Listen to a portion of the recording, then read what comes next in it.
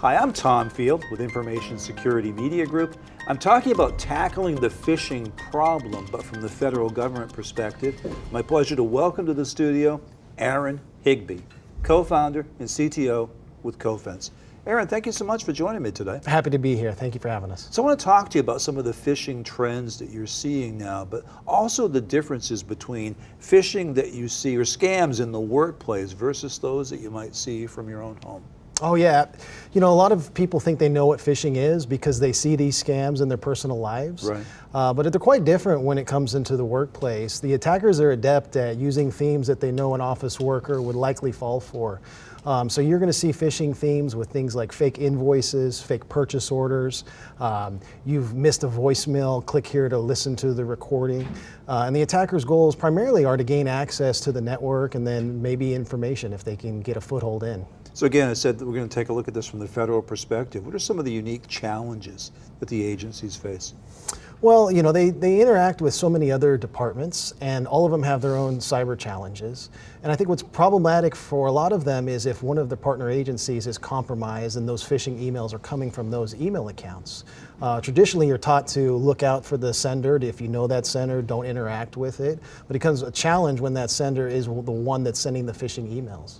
Now, Aaron, one thing I think is interesting and unique with Cofense is you went for FedRAMP authorization. Talk about that process and why you went for moderate as opposed to low level. Sure. So, you know, we are a cloud service provider. The way that our software works is we simulate real phishing attacks to give those employees experience in identifying and reporting them. So it's not something that can be ran on a traditional internal network.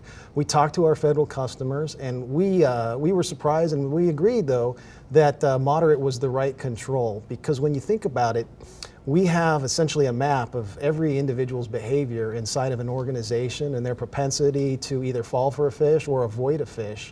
So that information would be ripe in the attacker's hands. And so the 300 plus controls for FedRAMP Moderate really makes sense for the type of service that we offer. Now, you and I had a chance to talk before we sat down here, and one of the points you made was that technology is failing us as an anti-phishing solution. Talk about that a bit. Well, we've been investing in it for years, and there's this idea that maybe if we build a better mousetrap, we'll be able to predict what the phishing tactics of the future are. But if you really study phishing tactics the way that we have, what you're going to see is that the attackers focus on avoiding detection. And they do this by packaging their malware in different ways, by obfuscating their URLs in different ways to avoid automated detection. And so that's why we rely on human intuition to click these report phishing buttons when someone gets a suspicious email. Talk to me a bit about the Cofense solution and how that can empower agency employees.